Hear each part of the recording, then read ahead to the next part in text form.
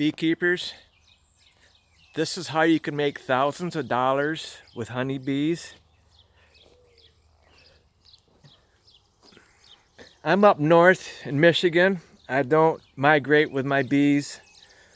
I produce a lot of colonies during the summer, and trying to get all those colonies through winter can be really difficult.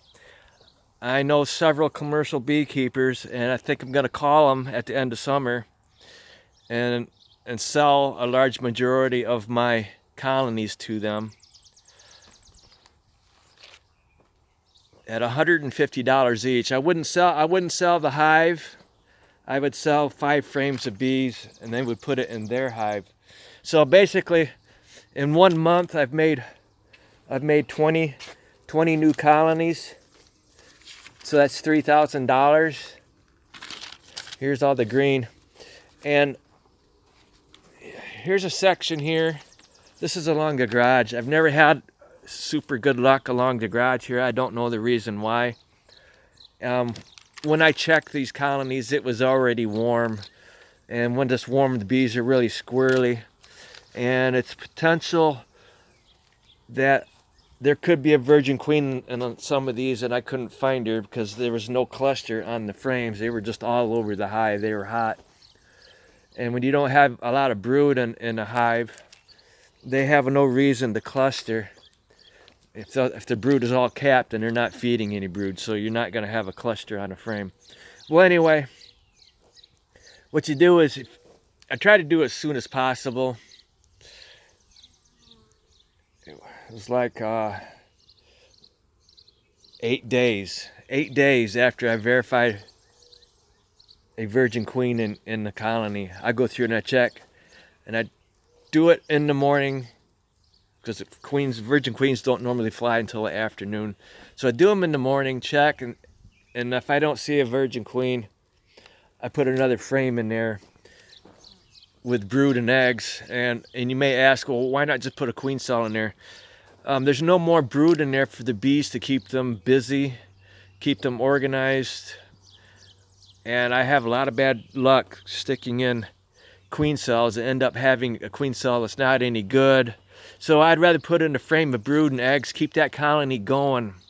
And what that does is it increases the size of the colony. These bees will live 6 weeks during the summer. And a frame of bees, if we got drones on there, is good for 3 weeks. And when you add another frame, you've increased the size of that colony before the colony gets small. If you were to add a queen cell, the colony didn't get any larger. So the goal is to get large colonies.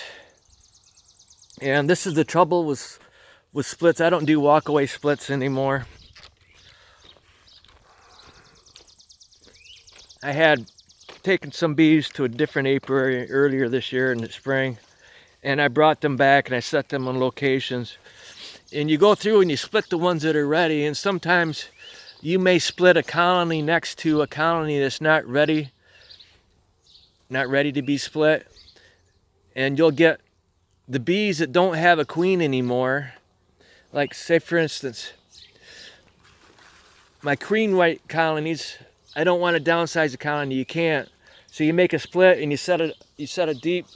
That's actually a nuke. If you see my insulated fillers, it's 5 frames or 7. But anyway, it's lower. And the bees, they don't have a queen in here anymore. And a lot of times they'll go to the other hive that has a queen.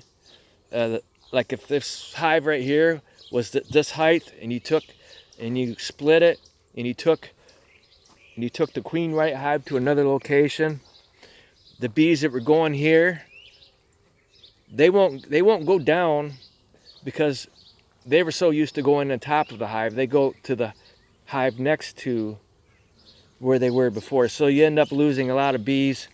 And you would think, when I do these splits, I make sure I knock frames of nurse bees in the mating nuke before I haul the other hive away. You would think that you would take too many bees away from the other hive.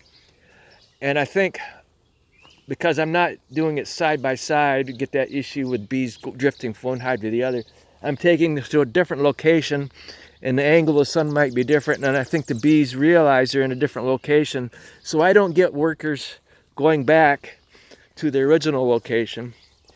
And a lot of times you're knocking bees off a frame, and you don't realize a lot of those are workers, and they'll fly to a different hive. It drives you nuts after a while, because if you don't check them at the end of the day, you check them the next day in the morning and you find out there's not enough bees in there. And if it's cold, that brood's gonna die. So this one right here is an example.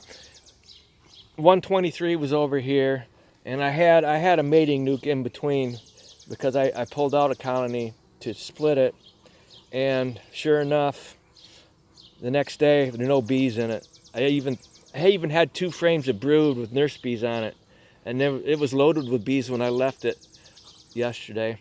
So what I did was, that evening I just went ahead and I took that mating nuke, and I set it on this hive here, so hopefully I didn't lose any of the brood. And this hive here filled up. This was a large colony. It filled up that deep, and early this morning I took it off and I plugged up the holes, and I hauled it over to a different location. So then this right here was the colony that was here. Before I hauled that one over, set it in place, I hauled this one back. And this one right here is queen right. And I